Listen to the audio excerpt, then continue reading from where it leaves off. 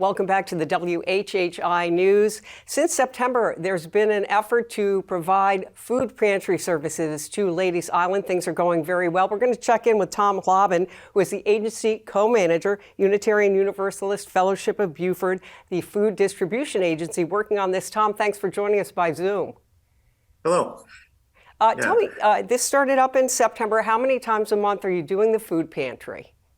Well, we're trying to establish a regular pattern so that the clients can count on our presence there. And it's first and third Saturdays of the month. Okay. Starting next month, we'll be alternating with another local congregation in the area, and they'll be covering the second and fourth Saturdays. That's fantastic. So in other words, you're going to be able to have a food pantry open there in Ladies Island when you work with another church as well every Saturday, right? That's the plan. That's yes. Excellent, excellent. What's the response been like so far? Have you been seeing people take advantage of the kindness? Yeah, we've actually had what we consider to be a pretty good turnout. We're a small congregation, and the first time we held this, we had like no idea whatsoever how many people would show up. But it has varied from, I don't know, 25 to 35 clients per distribution day, and that would represent 75 to 100 people back home in households that they're getting food for. Wow, that's important important work that you're doing. Now, where do you get the food from? Do people bring in donations? Do you work with another organization? Well, our mission is to distribute food to the people who need it. And as you're probably familiar, there's a large organization in our area called Second Helpings, and I know that Marcus Tanner's been on your show a number of times to talk about that. And so that's the first place we went. And so we've worked out an agreement with them where Second Helpings brings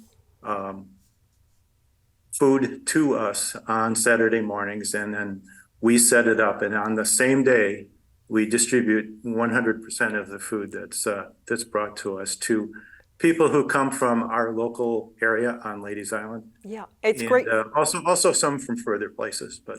Well, it's great. I know we did have Marcus on recently, and they've really got it down to a science as far as how to do things effectively and make sure the right amount of foods are distributed to different entities.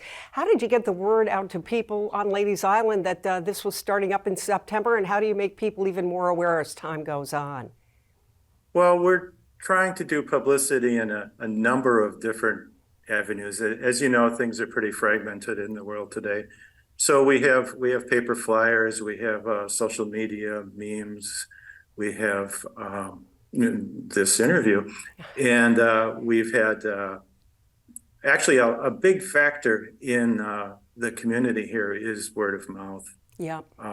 There are, okay, I should probably back up a little bit.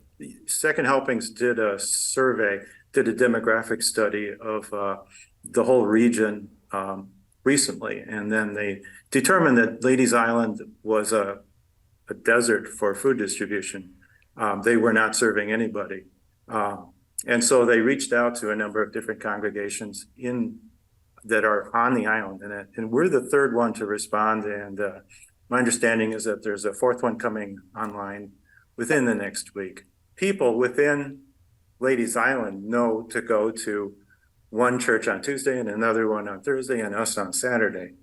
And so this word of mouth is actually a factor. Well, listen, Tom, I want to thank you for all the work that you're doing and everybody there on Ladies Island. As you say, a need was there. You're helping fulfill it. We want to thank you for your time today and all the work you do. Thanks so much. Oh, it was a pleasure to be here. And we will be back in just a moment.